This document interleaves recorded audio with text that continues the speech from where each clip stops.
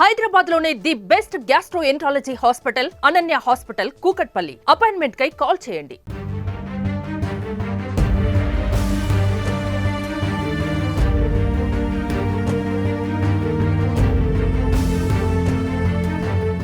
ఇరవై 28 సంవత్సరాల ప్రసాద్ కొన్ని రోజుల్లో పెళ్లి కొడుకు కాబోతున్నాడు.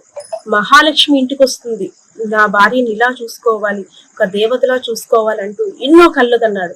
పెళ్లికి షాపింగ్ చేసుకోవాలి, ఎక్కడ చేయాలి ఏంటి అందరినీ కూడా ఆరా తీశాడు. కానీ చేస్తే శవమై తేలాడు. ఏం జరిగింది అసలు ప్రసాద్కి? విజయనగరం జిల్లా బొబ్బిలి నియోజకవర్గం తెర్లా మండలం నెమల గ్రామం ఈ మారుమూల ప్రాంతంలో ప్రసాద్ని హత్య చేసింది ఎవరు? అసలు ఏం జరిగింది? హత్య చేయాల్సినంత అవసరం ఎవరికి వచ్చింది? మాట్లాడేందుకైతే గ్రామస్తులు కూడా ఉన్నారు. సో ప్రసాద్ ఇంటికైతే అందరూ కూడా వచ్చి పరామర్శకైతే వచ్చారు. ఇంత మంచి వ్యక్తికి ఆ అబ్బాయి నలుగురితో కలిగివిడిగా ఉండేవాడు. ఎవరికి ఏ కష్టం వచ్చినా సరే ముందుండే అబ్బాయి ఏంటి ఇలా జరిగింది, ఎవరు ఇంత కుట్రికి పన్నారని కూడా ప్రతి ఒక్కరు కూడా చర్చించుకునే అంశం. ఎందుకంటే ఇది ఒక విలేజ్. ఎప్పుడైనా సరే ఏదైనా ఒక మంచి శుభకార్యాల కోసం అందరూ గ్యాదర్ అవుతుంటారు. కానీ ఈ రోజు మాత్రం ఈ పరిస్థితిలో గ్యాదర్ అవడం నిజంగా చాలా బాధాకరం అనే చెప్పుకోవాలి. సార్ నమస్తే అండి.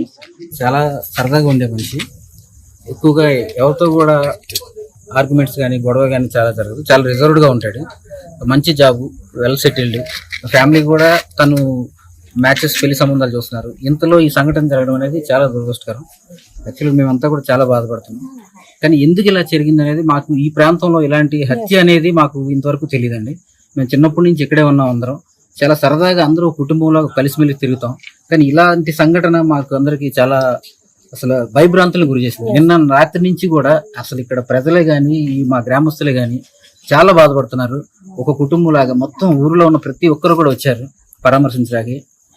మాకు కోరుకునేది ఏంటంటే ఇలాంటి సంఘటన అనేది ఈ కఠిన శిక్షలు తీసుకొని ఎస్పీ గారు కానీ ఎస్ఐ గారు కానీ తొందరగా ఆ నిందితులను పట్టుకుని శిక్షిస్తే చాలా సంతోషిస్తామండి. సార్ ప్రసాద్ నిన్న పని మీద బయటకు వెళ్ళాడు, ఊర్లపేట తాతగారి ఇంటికి వెళ్ళాడు.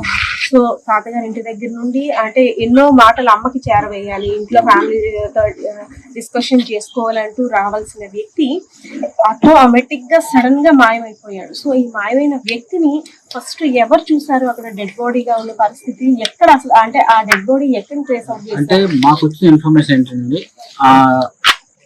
మా ఊరు నుంచి నెమలాం నుంచి బూజ్వాస్ వెళ్ళే అందుకే రోడ్ ఉంది.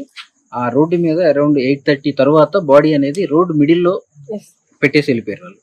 ఆ వెళ్తున్న ఒక పర్సన్ అనేది ఐడెంటిఫై చేయడం జరిగింది. ఆ బైక్ చూసి బైక్ మన ఊరిలా ఉంది బైక్ పర్సన్ అని చెప్పేసి కాల్ చేస్తే ఇక్కడ నుంచి మాకు ఇన్ఫర్మేషన్ వచ్చింది. ఊర్లో ఉన్న వాళ్ళకి, వాళ్ళ పెదనాన్నగారు, వాళ్ళ చిన్నాన్నగారు, ఇంకా కొంతమంది ఊరు గ్రామస్తులు కలిసి వెళ్ళారు. వెళ్ళిన తర్వాత ఫస్ట్ వాళ్ళు బాడీ అక్కడ ఉందని కూడా తెలియదు వాళ్ళకి. అంతకుముందే ఈ లోపు పోలీసు వారికి కూడా ఇన్ఫర్మేషన్ ఇచ్చారు వాళ్ళు. వీళ్ళు వెళ్ళి బాడీని ఐడెంటిఫై చేసి మా పర్సన్ అని చెప్పి ఐడెంటిఫై చేశారు. ఆ తర్వాత అక్కడ నుంచి మార్నింగ్ కూడా క్లూస్ టీమ్ వచ్చారు, ఎస్సీ గారు వచ్చారు, అందరూ వచ్చి ఇన్వెస్టిగేషన్. సార్ అంటే ప్రసాద్ బాడీ మీద అంటే ఎవరైనా కుట్టిన గాయాలు ఉన్నాయా, లేదు అన్ఎక్స్పెక్టెడ్ గా యాక్సిడెంట్ అయ్యి ఉండొచ్చా అసలు? అంటే దాన్ని ఎలా మనం హత్య అనేసి అని అనుకుంటున్నాం? లేదండి, ఎందుకంటే ఇది ప్లాన్డ్ గా ఒక పథకం ప్రకారం చేసిన హత్య అండి. 100% వ్యక్తిని తల మీద గానీ నెంబర్ ఆఫ్ ప్లేసెస్ లో ఇంజురీ ఉంది. హెడ్ ఇంజురీ ఉంది, బ్యాక్ ఇంజురీ చేశారు, హెడ్ మీద రిపీటెడ్ గా స్టోన్ మేబీ సమ్ వెపన్ ఏదైనా యూజ్ చేసి ఉండొచ్చు. దాంట్లో చాలా వరకు డ్యామేజ్ చేశారు. కంప్లీట్ గా వాళ్ళు కన్ఫర్మ్ చేసుకుని పర్సన్ కంప్లీట్ గా డెడ్ అయ్యాడని కాన్ఫిడెన్స్ వచ్చిందాక బాడీని అక్కడ పెట్టేసి వాళ్ళు పాస్ అవ్వడం జరిగింది. సాఫ్ట్వేర్ ఉద్యోగం ఎన్నో కళ్ళు అంటాం. అంటే ఇక్కడ నుండి బెంగళూరు వెళ్ళి సెటిల్, అంటే ఒక జాబ్ లో సెటిల్ అవ్వడం అంటే చిన్న విషయం కాదు. ఎన్నో కళ్ళతో చిన్నప్పటి నుండి నా ఫ్యామిలీని ఇలా సెటిల్ అవ్వాలి, నా ఫ్యామిలీని ఇలా చూసుకోవాలి, ఎన్నో కళ్ళుగాని వెళ్ళాడు. సో అలాంటిది ఈ అబ్బాయికి ఈ పరిస్థితి రావడం నిజంగా అందరం కూడా ఉలిక్కి పడాల్సిందే.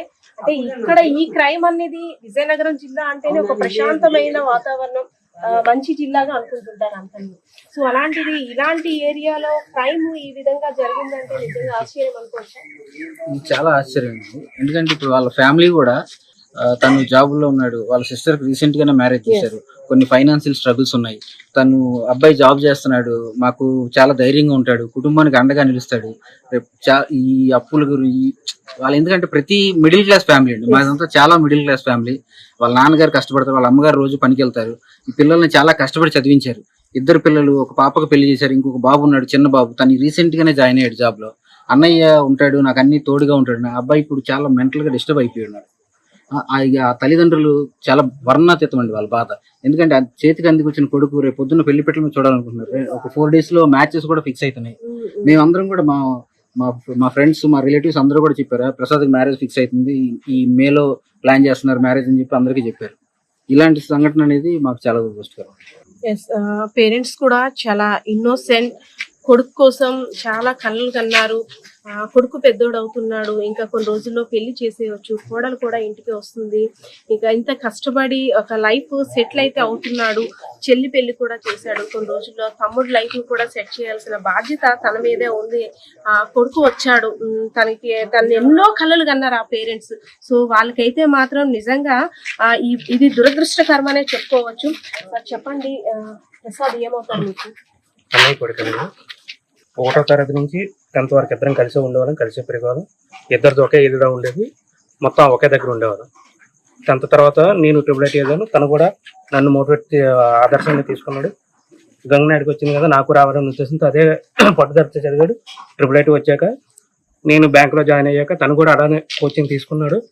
నా గైడెన్స్లో కూడా 1 year కోచింగ్ తర్వాత సాఫ్ట్వేర్ వైపు ప్యాకేజ్ ఎక్కువ ఉండి తన ఇష్టపూర్వకంగానే జాబ్లో జాయిన్ అయ్యాడు, వెల్ సెటిల్డ్. తర్వాత ఇలా హౌసింగ్ లోన్ తీసుకుందాం అనుకున్నాడు, హౌస్ కన్స్ట్రక్షన్ అయిపోయింది. వాళ్ళ బ్రదర్ని సెటిల్ చేద్దాం అనుకుని అప్పుడు కూడా మా ఇద్దరం మాట్లాడుకున్నాం, అంటే సాఫ్ట్వేర్ వైపు వెళ్ళాలా లేకపోతే ఏమైనా బ్యాంక్ వచ్చింది కానీ. లేదా మళ్ళీ నువ్వు సాఫ్ట్వేర్లో ఉన్నావు కదా, నీ గైడెన్స్తో తీసుకెళ్ళి సాఫ్ట్వేర్లో జాయిన్ చేయి, అంత బాగుంటుంది. ఆల్మోస్ట్ 2-3 months అయింది అనుకుంటారు. వాళ్ళ బ్రదర్ కూడా సాఫ్ట్వేర్గా జాయిన్ అయ్యారు, సిస్టర్కి మ్యారేజ్ అయిపోయింది. ఇంక ఎవ్రీథింగ్ ఓకే. ఒక ఫైనాన్షియల్గా ఒక స్టెబిలిటీకి వచ్చే సమయంలో ఇలా జరిగింది.